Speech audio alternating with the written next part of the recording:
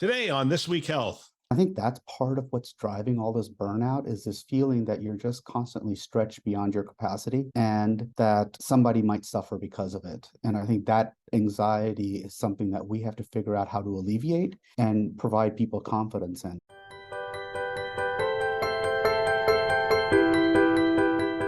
Thanks for joining us on this Keynote episode, a This Week Health conference show. My name is Bill Russell. I'm a former CIO for a 16-hospital system and creator of This Week Health, a set of channels dedicated to keeping health IT staff current and engaged. For 5 years, we've been making podcasts that amplify great thinking to propel healthcare forward. Special thanks to our Keynote show partners, CDW, Rubrik, Sectra, and Trellix for choosing to invest in our mission to develop the next generation of health leaders. Now, on to our show.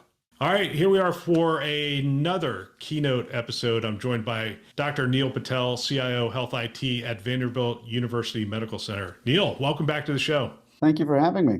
I'm looking forward to the discussion. Anytime we get to talk about Vanderbilt, I'm excited. I'm a huge basketball fan, especially college basketball is something I follow. I'm always curious whether Vanderbilt's going to have a good season this year or not. Do you have any, I know this is why you came on the show to talk about predictions on Vanderbilt basketball. How does it look? It's going to be 50-50, but I've been very impressed with what Jerry Stackhouse has been doing. So excited about this season. And if we can just pull off beating Kentucky and or Tennessee once, the season will be made. I did a project. It was a 2.5-year project up in Ann Arbor. And Ann Arbor is just steeped in the University of Michigan. And people would tell these stories. And there's a Bo Schembechler story. And it went something like this. As Bo Schembechler about coaching at Michigan, he said, the good news is you only have to go 1-12. And they're like, what do you mean you only have to go 1-12? Yeah, you just have to beat Ohio State. You beat Ohio State, you can keep your job for as long as you want to keep it.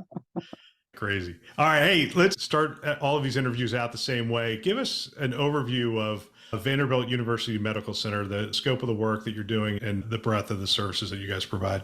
Sure. Vanderbilt is really the top academic medical center here in the Southeast. We are closing in on $7 billion corporation. Now we have a main academic medical center right outside downtown Nashville, School of Medicine, School of Nursing, the usual suspects, a on-site children's hospital that I'm happy to be a big part of as being a recovering pediatric critical care physician. We have a psych hospital online, a VA hospital that's adjacent on the property, obviously not part of us, but we staff it. And we've had 3 community hospital acquisitions over the past 2 years that has extended our reach beyond Nashville into other surrounding counties. Yeah, what is your geographical reach now? Basically all of Middle Tennessee. Our catchment area touches all contiguous states of Tennessee, mainly because of our tertiary and quaternary offerings. We are one of the largest transplant centers in the country, and we are the most productive heart transplant centers in the world. And this past month, according to the numbers, we did the most heart transplants that we've ever done. And so a lot of folks from around the region come to Vanderbilt for tertiary and quaternary care. We have an NCI cancer center. Obviously, a lot of research goes on here, being a top 10 NIH-funded research university. A lot of good things on multiple fronts, but in Nashville, we're also the only level 1 trauma center and the largest provider of indigent care in Middle Tennessee. We are the safety net for the region as well, and an important mission that Vanderbilt tries to adhere to as best we can. Wow, I don't know why that surprises me. The only level 1 trauma center in Nashville, but it sort of does. All right, so I think where we're going to go is we're going to take a look back at 2023. We're getting close to the end of the year. I'd love to hear a little bit about that. We'll look forward into 2024. And then there's 3 topics that I want to hit on with you. One is preparations for AI. I realize you're already using AI, but just preparations for what we're seeing, this mass of new solutions and whatnot. I want to talk about the clinician experience and the patient experience a little bit. So that's my objective. I want to state my objective up front because a lot of times what happens is we get into conversations and I don't finish the conversation. Let's look back at 2023. Tell us about 1 or 2 projects that the team's been able to accomplish for the university with regard to technology. For the medical center, and I just have to qualify that because we're now separate from the Vanderbilt University in terms of infrastructure. But nonetheless, last year at this time was scary, Bill. The margins were not looking good. We were in the red. You just described all of healthcare at this time last year. It was pretty bad. And so really the first half of 23 was spent on doing everything we could to batten down the hatches on expense management. And the leadership here made a strong bet that we were not going to lay off anybody. The goal was to batten down the hatches, get rid of all expenditures that didn't contribute to our mission as best we could. We had a hiring freeze. And lo and behold, between that and a couple of good things happening late into the fiscal year for us, which ended at the end of June, we were able to come in at a 0.5% margin and in the black, which was great for us because it did not look promising at Christmas time. In support of that, our group in Health IT was asked to take on a few challenges. Our leadership believes strongly that technology is one of the answers to deal with some of the upfront headwinds that we face. Staffing shortage, clinician burnout, as well as improving patient flow and patient experience through the concept of creating more self-service so that we're not people power dependent in areas that we don't have to be, so that we can leverage our labor in the most optimal way. So we embarked on a couple key initiatives. One, everybody has been dabbling in this concept called virtual care or virtual nursing within the hospital. And we actually put together a formal project with a pilot that we were able to launch in June of this year. And over the past several months, we have been working diligently with our operations team, and it has borne some of the correct improvements in metrics, and in my opinion, establishes a new type of foundational element that we will need for care of all patients in the future. So I have just gotten approval to expand that throughout the rest of the hospital over this coming year. And some of the data that has been very helpful, and kudos to our operational teams who have been collecting proactive data with metric rather than just the gee whiz, isn't this cool thing. Our patient satisfaction scores have risen. We've been measuring nursing workload using a validated metric called the NASA TLX, and our physical labor on the unit workload has decreased. And we're finding a lot of intangible benefits in terms of just teamwork and the ability to extend different use cases beyond nursing. As of today, actually, we just are leveraging our pharmacy calling into the room, and we have a meds to beds program for patients that are being discharged. We'll deliver their discharge medications to them so they have them in hand and are educated about them before they leave. And now we're going to leverage the virtual cameras to do the education virtually, as well as have our access center virtually call in and do all of the follow-up appointments and do that in a more personalized manner. So while they're still in the bed, you're doing all of those things through essentially what we're doing right now. Exactly. So think about what we've accomplished in the ambulatory space, but now we do it within the setting of the hospital, and we can do it 24 hours a day. And because obviously the care is there. And what we found from patient reports is that the patients actually prefer interacting with the virtual care provider because the sole focus is the patient instead of the care provider multitasking, checking the IU bag, doing the other things, Right. and then while they're talking to the patient. And so it's yielding a different type of interaction, which is having, I think, a synergistic effect in terms of the perception of the family who knows now that their loved one is going to be looked in on periodically because it's by camera. It's not based on just a person physically being able to do it and not being too busy, as well as the ability of the bedside providers to know that they have a helping hand just a call away who could look in on any room on their floor. It's an interesting cultural change it's a change in the way that we've operated in the hospital and specifically around nursing. I'm curious from a metrics standpoint, where do you find the satisfaction comes from, and where do you find the savings in time and productivity come from? What we have found, the satisfaction comes from we're actually cataloging how many times the virtual care provider is able to provide coaching opportunities to the bedside provider, because we know that our experience level is lower and lower because of the attrition in the field. And we've cataloged a lot of coaching. We've cataloged a lot of safety checks and findings because the virtual care provider can check the contents of the room against the orders in a more diligent manner instead of the on-site care provider having to rush from room to room. And just that peace of mind has allowed a sense of relief. And I think that's part of what's driving all this burnout, is this feeling that you're just constantly stretched beyond your capacity and that somebody might suffer because of it. And I think that anxiety is something that we have to figure out how to alleviate and provide people confidence in. I was on another podcast at one time, and I gave the example of how much relief you have when you can actually now, when you reverse, have a camera that shows you where you're going instead of trying to crane your head over your shoulders and look behind you like we were all taught to drive. And it just gives you a sense of just, oh, okay, I have a little bit greater safety net. It's just a little easier. I do want to delve into the technology a little bit. Is it as easy as, hey, we just popped a camera in every room and away we went? Probably not. There probably was a lot of work that the team had to put into it. There's a lot of workflow changes. There's a lot of those kinds of things. But let's focus in on the technology a little bit. What does it look like? Is it a platform? Yeah, no, we went with a vendor platform from care.ai. It is a camera that actually is mounted right above the patient TV. So it's not in the ceiling, which I thought was an important feature, more on the implementation cost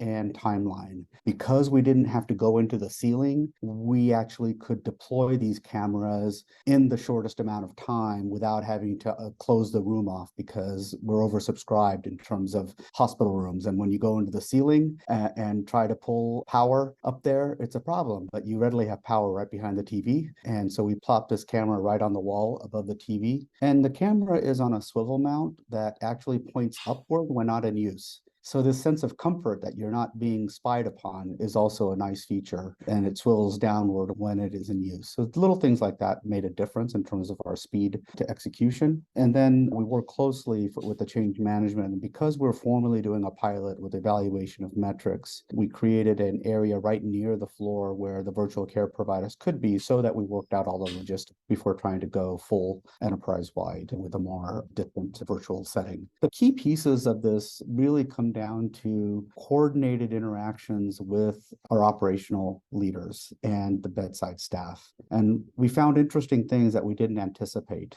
For example, when a virtual care nurse wants to go make a call, there's the concept of a knock where their name appears on the TV screen and their audio comes on saying, may I check in on you, before the camera is turned on. At nighttime, when the patients are sleeping, they didn't want to intrude and wake them up. They just wanted to peek in on them, just like a bedside provider would poke their head through the door. And we had to interact with the vendor to make some of these slight adjustments in the platform. And right now, we're pleased that we've been able to make those changes. And when our bedside providers saw that we, as a technology team, were being responsive to their needs and their requests, that back and forth partnership and sense of control and engagement markedly improved. It's really interesting to me how these things have moved forward so rapidly. Are there AI? I mean, you said it's care AI. So are there AI aspects to this? Are you monitoring falls? Are you monitoring hand washing? All that kind of stuff? Not yet. We're doing the basic rudimentary levels. That doesn't involve any AI yet. There is an ambient sensor that does not do video, but can monitor for movement and those types of things, but we haven't leveraged that yet. We want to get the basics done because that's of primary importance, and then we'll eventually decide when to move on to that. I think you're going to find AI in almost everything these days, but that's probably just in the spelling of things, not actually in terms of the technology. I appreciate your perspective. I was just at the health conference, and I'm telling you what, people have changed their names. It's just everywhere. There was a toilet manufacturer that was an AI toilet, but I did hear an interesting use case. The remote monitors, remote sensors and monitors that can capture a whole bunch of vitals now that aren't connected. They're remote. They're actually, you put it like 5 feet away from the bed, or in the home use, you could put it 5 feet away from their favorite chair, those kind of things. And it takes those readings throughout the day. And I was talking to a clinician about it. I'm like, what's the practical application of this in the acute care setting? He goes, nighttime.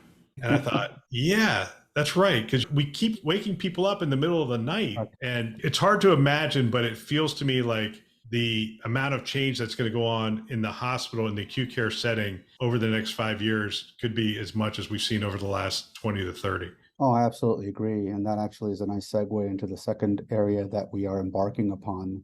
As I'm a pediatric critical care physician by training, so data is important. Having a sense of the physiologic status of every patient is important. And again, going back to our burnout issue and clinician overwork issue, I think our areas that are the most tapped right now are our acute care floors and our emergency department. And my hypothesis is part of it is because they have the least access to information that tells them that their patient's okay. The ICUs, obviously highly tech, lots of continuous data. ORs, lots of continuous data. Recovery rooms, etc., lots of continuous data. And so we are actually looking at wearable monitor, and we're hopefully in the next 4 to 6 weeks doing a pilot. As most large health centers have, our emergency department is oversubscribed. We have named beds in the hallways, gurneys all lined up because that's where the patients will go, and waiting at times 4 to 6 to 8 hours. And unfortunately, those beds were not designed to have a monitor. They don't even have electricity by them, oftentimes, that we have to use battery-powered things. But now the technology's gotten so much better. And so we're working with a company called Masimo to see if we can leverage some of their wireless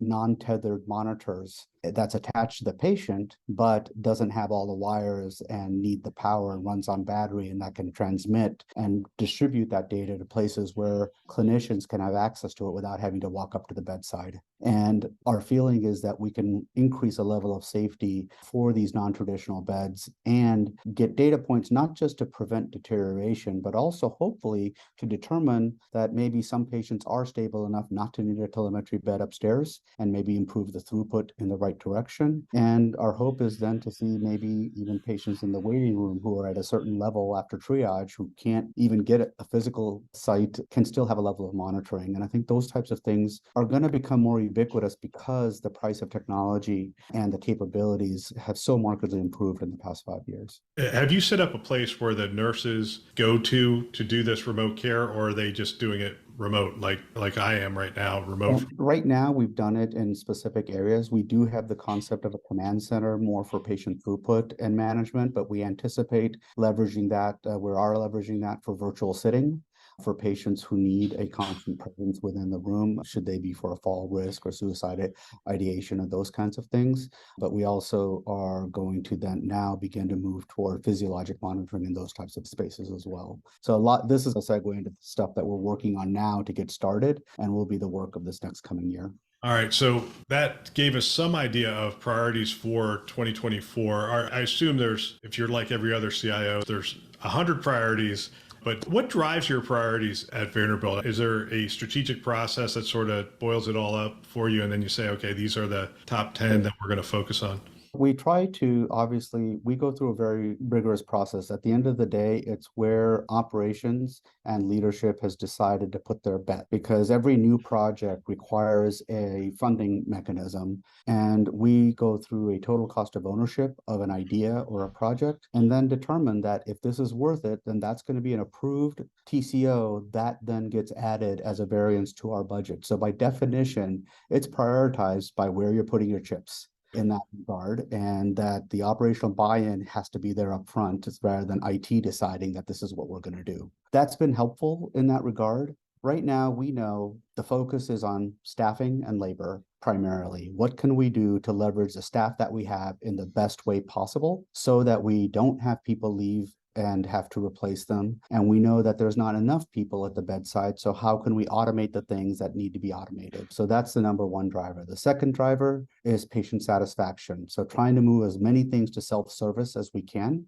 We actually were proud to have hit our 1 millionth patient on our patient portal in the Middle Tennessee area, which was an exciting feat, which is amazing because when we switched over to the Epic platform just about 6 years ago, we only had 250,000 patients on our patient portal that at that time had been homegrown. And just the growth of Nashville, the pandemic and everything, and everybody becoming more and more comfortable with technology, it's been an incredible boom in that area. So we're trying to leverage that. And in a manner of trying to reduce labor costs, we have just launched virtual for front desk and our ambulatory sites so that you can actually go from your patient portal, doing all your pre-visit work online, which is available lots of places. Say you're here when you're close to your appointment, and go all the way through without ever having to go to the front desk of a clinic and do all that tedious standing in line work. And so we are working through those processes, and by Thanksgiving, all of our adult clinics will be transitioned to a virtual front desk option. And qualitatively, our patient satisfaction has markedly improved because they feel like they're going to get on a plane. They don't have to talk to anybody. They can just go sit down and wait to be called in the clinic. And that's no small deal because I remember when we tried to do that at St. Joe's, we had to get all the different intake processes and forms, and it was more of an operations project than it was a technology project. Absolutely.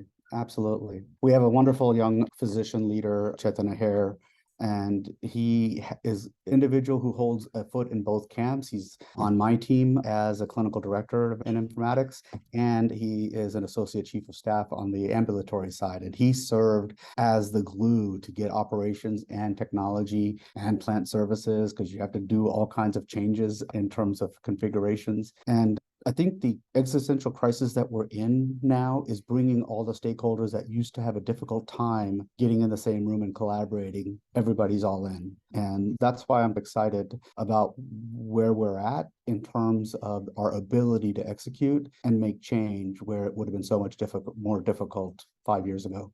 So you're talking about reducing friction for the patient. So I'll go down the patient experience side. What are we doing to engage them in their health? How are we making them active participants in their health? I think there's several ways we need to go. We're not where, by any stretch of the imagination, where we need to be. We know that certain service lines have much greater engagement with the patient when they're not in front of us. Obviously, cancer is the highest, OB-GYN, obviously. And the capabilities of what's possible through the patient portal is growing ever more. And we're beginning to leverage that in just the engagement with what we call nudges to remind the patient of something periodically, just to know that we care. And that we may not actually have it right because maybe they've done something that our system doesn't know, but we try to do it in the least intrusive way possible. And we have, whether it's from your annual flu shot to a wellness visit to very disease specific things like within diabetes to get your hemoglobin A1C checked, but even with our pediatric patients, right? There's something esoteric as a patient with Crohn's disease, making sure they get their zinc level checked.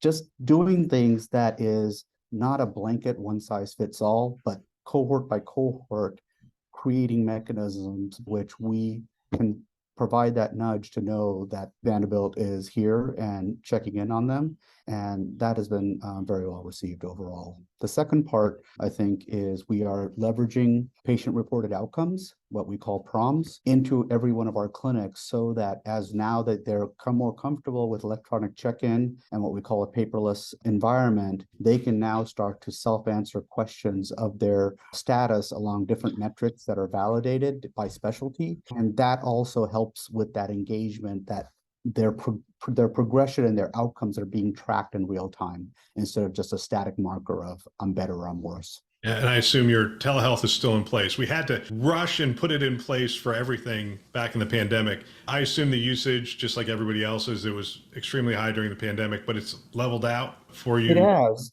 It has. What's funny is certain areas, our behavioral health is still 65% telehealth. Wow.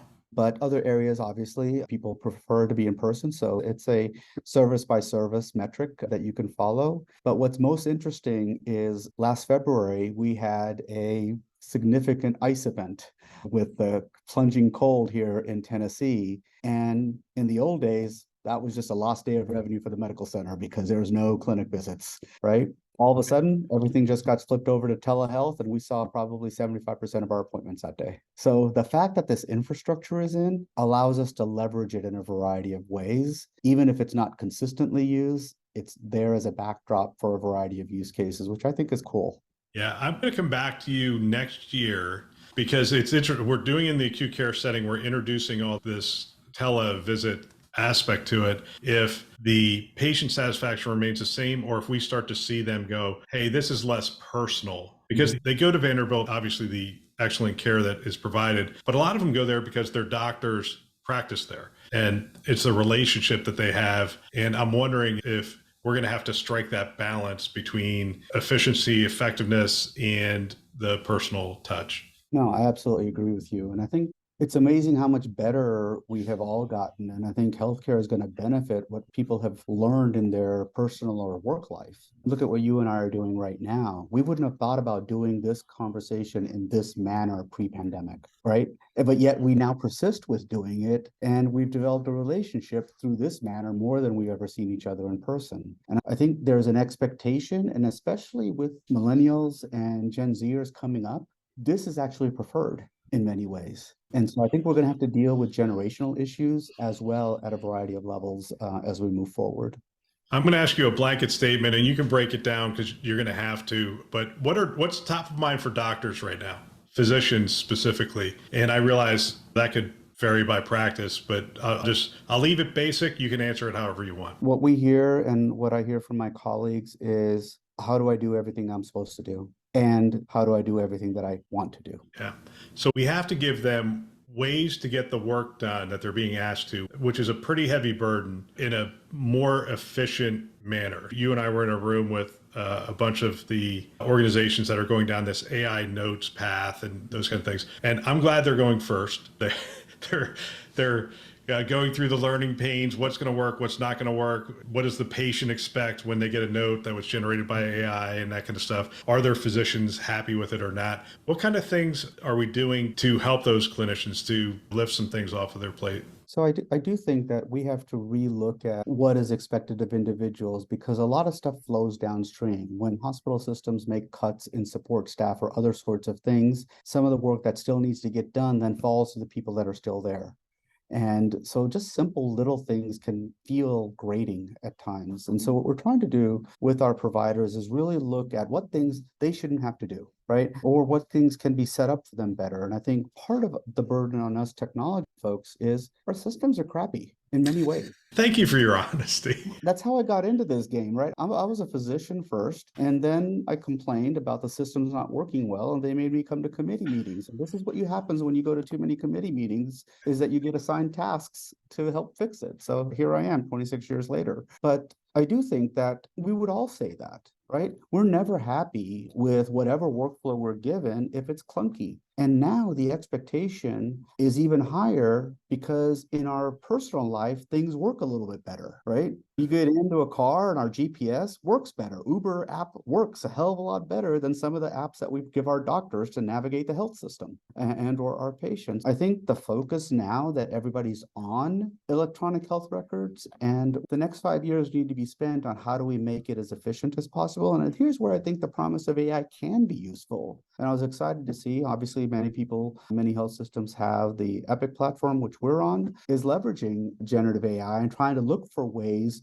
to tee information up in the right way. So not to replace the human, but make them more efficient by not having to have them hunt and poke and think that they've gotten to all the information that they need that's necessary for them to do their job. And how could we do that in a dynamic way? And I think that's where this new technology with the large language models and other sorts of technologies can potentially be very helpful as we move forward. But again, the devil's absolutely in the details, and we have to make sure that it's safe to do so and that we're not setting up things that can lead to bias and potentially lead to erroneous decisions. But I do think that there's a heck of a lot of people looking at it and are going to do it with great diligence. And we're happy at Vanderbilt to be a part of that. Yeah, and design construct is that of a co-pilot, not an actual pilot. And this is why Microsoft is brilliant, because they have multiple products now named Copilot. It's better than Clippy, right?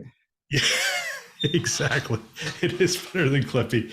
Let's talk about preparations for AI. I'm sure you, like every other health system, has had AI in some aspects, either machine learning, maybe not generative just yet, maybe just embarking on that. But what does it look like to prepare the organization, prepare them culturally, to educate them, to put the right policies, procedures, guardrails in place? There's a lot to consider. Even though we've already had it in place, we've already had AI there. This is a new world. It feels like more people have access to it now. No, absolutely. And I think the first job starts with education, and education has to come from the top down. And I'm not saying from the top. I do think that we have to have a institutional understanding of what we're going to be leveraging this tool for, because it's not a single tool. Everybody calls it AI, but that's a giant basket of all kinds of things. I was asked to begin to do an inventory across the enterprise along with our chair of Department of Biomedical Informatics. What are all the active AI things going on? And we had to clearly spend some time to coming up what's in the inclusion criteria of what defines AI. Is it a predictive algorithm? Is that AI? All the way up to, as you said, the most avant-garde generative AI or image AI and such. So we have to educate on not doing harm. And so we quickly, as soon as the OpenAI and GPT stuff came about and the multiple models that started to come out afterwards, was we created a framework within a contained Azure environment where we could leverage, people can go and dabble and play, but in a contained manner where our Vanderbilt data did not accidentally go out and train external models, because obviously we have an important responsibility to the privacy of our patients with our data. So we try to set up a framework not to restrict, but actually create safe grounds for people to investigate, to evaluate. And now we have a governance process by which we can leverage a container environment for people to then go do more advanced work with large data sets, should they wish, in a approved but methodical manner with the infrastructure that can scale, but that one that inadvertently can't get taken advantage of and have inappropriate actions be taken place. So that's the first level. Second level, unlike in years of the past, a health system can't develop this stuff by itself, right? And the technology companies, there's a plethora of them. So we're doing a significant amount of due diligence in that space of major domains where interest areas are, to begin to look at the players in a methodical manner and create shortlists of ones that we want to begin to evaluate quickly in areas that are a priority for the medical center. So that second approach is more on the clinical operational side. The first approach of having spaces that are safe is really more for our research enterprise, where they can go out and make the new discoveries that can change things for the future. It's interesting to me because I was just in a room with a bunch of CIOs and I said, what percentage are you on the cloud? And a bunch of them say 25, 30% is what they're on the cloud. I said, did you have a stated strategy for getting to the cloud? They said, no, we didn't. But it just happened. Like we went to this SaaS model, we went to this SaaS model, and all of a sudden now we're 25 to 30% in the cloud. It feels to me like this AI movement might take the same path. We're seeing large systems like Epic. You're seeing it in ServiceNow. You're seeing it in everything. They're starting to incorporate it, and we could get down the road in a couple of years, like 2 years, and people are just using it as part of their everyday in and out job. It's amazing. In some ways, I was talking to some people, and I love analogies. If I can find a sports analogy, that's my favorite. But in this one, I'll use something that's in our everyday lives. If you think about it, automatic transmission is AI, right? You don't have to think about when you're going to have to shift the gear, and with respect to speed and everything else, the car just automatically does it for you, downshifting or upshifting. That's AI, right? It took over a human action that you didn't have to spend time doing, and that freed you up to do other important things while you're driving, like text and other types of things, right? Yeah. So anyway. Yeah, kidding about the texting part. Yeah, when people ask me to define it, I always say it's a system that can learn. It can be self-learning, it can be program learning, but it can learn. So it can actually get smarter and better as it goes along. And I think that's the thing that distinguishes it from an algorithm. Because we've had algorithms, oh my gosh, we've had algorithms since the start of a computer. But these models we're talking about, oh, we need to train them. You're worried about the data, the Vanderbilt data. It's like, how is it going to be used? How is it going to train these models? And we're training computers to be very specific in very specific areas to take away that burden. It's really fascinating. And I keep using that definition because as I walk through the health conference and I go from booth to booth, I'm like, that's not AI. That's AI. And it'll be really interesting to see. I'm going to close with this question. And it's a good closing question. So I'm going to close with, what are you thankful for? We're at the end of 2023. What are you thankful for? First and foremost, if you look at all around the world, I'm thankful for my family being safe. I'm thankful for being in an environment that I can have impact. And I'm thankful for having partners and colleagues that I can trust to do good things. I am thankful that you took the time to come on the show, and I'm thankful for the work that you and the team at Vanderbilt University Medical Center are doing. Neal, been great to have you on the show, and it's been great to hang out with you a couple times this year. Hopefully we can do it again next year. Thank you, Bill. All the best. I love the chance to have these conversations. I think if I were a CIO today, I would have every team member listen to a show like this one. I believe it's conference level value every week. If you want to support This Week Health, tell someone about our channels. That would really benefit us. We have a mission of getting our content into as many hands as possible. And if you're listening to it, hopefully you find value. And if you could tell somebody else about it, it helps us to achieve our mission. We have two channels. We have the conference channel, which you're listening to, and This Week Health Newsroom. Check them out today. You can find them wherever you listen to podcasts, Apple, Google, Overcast. You get the picture. We are everywhere. We want to thank our Keynote partners, CDW, Rubrik, Sectra, and Trellix. who invest in our mission to develop the next generation of health leaders. Thanks for listening. That's all for now.